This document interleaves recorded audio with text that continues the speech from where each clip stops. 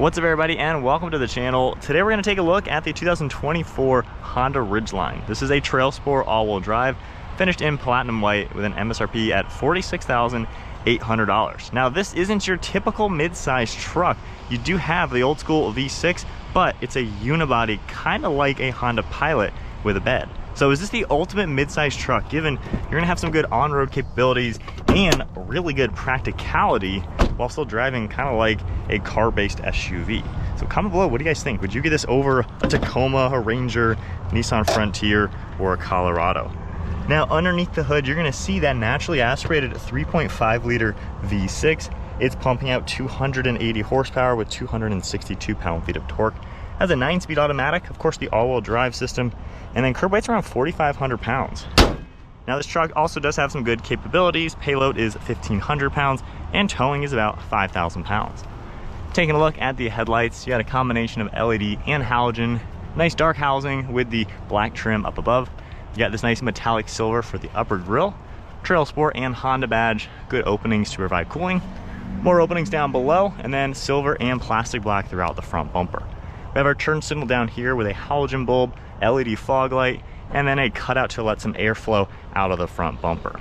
Has a nice design overall. It kind of looks like a Honda Pilot or maybe a Honda Odyssey even. So it kind of has that style to it, just Honda's crossover unibody shape, but with that bed. So neat design overall, pretty subdued, it's not crazy bold. Got some sharp lines up above, and then more of this plastic material going around the front fender arch. Got a cool set of 5-spoke wheels finished in the gunmetal gray, 18-inch diameter, and then more of the plastic trim all throughout the bottom. Got a few sharp body lines. You got gloss black on the mirror caps, LED turn signal, sharp line with your body color door handles. All black trim surrounding the windows, sunroof up on top, along with a shark fin antenna. And then from this view, you can tell how it's not your typical truck with a cab and a bed. It is all basically one thing, just looking like a mid-sized truck. So once again, very interesting style. You're gonna see that sharp line disappear above the wheel and then reconnect back behind these taillights. Cool look for that. And then for the bumper, just integrated plastic with your sensors, dual exhaust, which looks nice with the integration, trailer hitch connections, and then Ridgeline is all written out. You got your Trailsport logo and Honda badge. And then taking a look at the bed and trunk, which you don't normally think about on a midsize, we can grab this, manually open that up. You got a nice plastic material for the entire bed.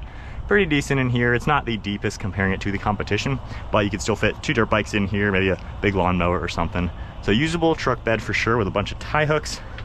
And then over on this right side, we can swing this open. You got a massive door now for the tailgate, and the trunk is down below. So if we pop this, you can see just how much space you're gonna get. Great for loading up extra gear, things you wanna keep dry and locked out of the way. Got your spare tire as well. So definitely very versatile, super cool, especially for some extra space. Going ahead and closing that up. As we make our way to the interior for the back seats, you are gonna see that sliding rear glass with the third brake light. You got some plastic on the door, some padding on the armrest, as well as a nice cup holder. And then the rear seats had the smooth leather, perforated leather, and contrast stitching. You can see that power sliding rear window. Popping this down, we have cup holders, extra storage. Headrest will pop up as well. There are air vents and extra plugs, and more storage behind all the seats. You can even grab these handles and lift up the seats, and you have a ton of hidden space all down here with a very flat cargo area. Now hopping in here at 5'11", with the driver's seat at my height, I do have to have my knees straddling the seat. So kind of similar legroom and footroom to the competition. Maybe the Ford Ranger and the GM have a little bit more space. The odd thing is, look how much higher I am above the driver's seat. So I am almost maybe 8 inches above it. It's a little odd how high the rear seats are compared to the front. Kind of have that stadium style seat, but you have a good view with all the glass, dome light. You got grab handles up here as well. Armrests are all pretty good. So overall, it's not bad. The seats are padded, they're large enough. Decent recline as well. So honestly, could sit back here for quite a while. I would say this is in the top of the more comfortable mid-size trucks. Not the worst, and it's up there with being one of the best, I would say.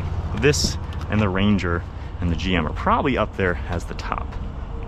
For the front doors, you have some soft touch material, some padding, all of your controls, memory seating, ton of storage all throughout the door, power seats, and then more of the smooth leather with perforations all throughout it. Got Trailsport written in it, nice contrast stitching. And then hopping inside with my foot on the brake, let's go ahead and fire it up. Got that V6 out of Roar to Life, comfort access as well.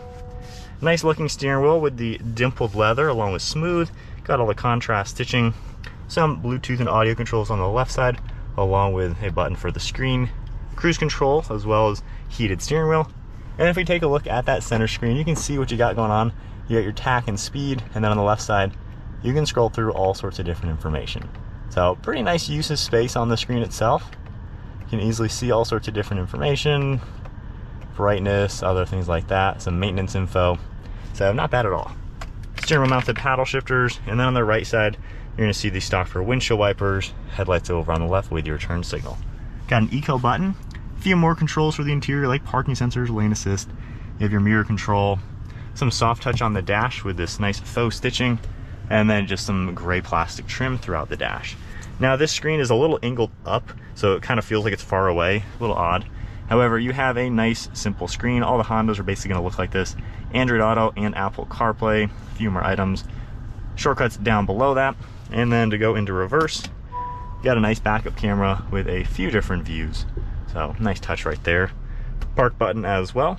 And then physical climate controls all throughout the center. We have our temperature on the left. You can sync it. You have your zones, fan speed, rear climate as well. Heated seats, storage and plugs. And then you're gonna see extra storage with the wireless phone charger, cup holders, nice padding for the armrest, and quite a lot of space down below. Glove box has a good space to it. And then one last look at the interior. I wouldn't say it's as aggressive as basically all the other trucks in this class. It looks a little bit more like a crossover, I would say. Definitely feels that SUV vibe, I would say. But nonetheless, it feels like a nice newish truck. You got a manual sunshade, sunglass holder up here, and then we have your dome lights, all the glass controls, and garage door buttons underneath the mirror. All right, setting off in the Ridgeline, leaving a little bit of gravel onto the pavement about all the off-roading we're gonna be able to do in a brand new vehicle. So far, this is honestly a pretty nice car to drive. It definitely feels a lot like a Honda Pilot. However, I feel like the suspension is a bit more stiff in this. This is a little bit more solid. The Pilot's a little floaty for my taste, so this does have kind of that nice on-road capability where it's got some confidence in it if you're taking some quick turns. There's not really much sway or anything with the suspension. The steering does feel pretty vague, like you got to turn it a lot for it to start doing anything, so certainly no sports car in here. However, it drives really comfortable and really quiet. The steering feel under normal driving, it's very light and forgiving, so it's just kind of easy to pilot this like a typical car. Get up and go is pretty nice as well. Not trying to redline it crazy, but it's a smooth power delivery. The transmission does a great job getting you up and going, and you know, you got to get a couple thousand RPM up to really get the power out of a V6. Most other mid-size trucks nowadays have a 4-cylinder turbo, which will give you a lot more torque well under 4,000 RPM. So with a V6, you have to use the RPM. You got to get up to past 4,000 to start getting the horsepower out of it. But nonetheless, I mean, it drives really smooth. Visibility is great. You can easily see all around the front.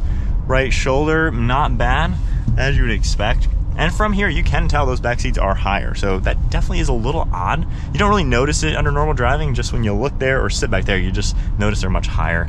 Not saying that's a bad thing, just something to point out. It's also comfortable. I mean, the seats are easy to get into a good position. They're well padded. You definitely feel like I said, as if you're in a Pilot or even an Odyssey, just with this very wide, flat dashboard and hood. You are a little higher up than all this, and everything's kind of very simple and flat.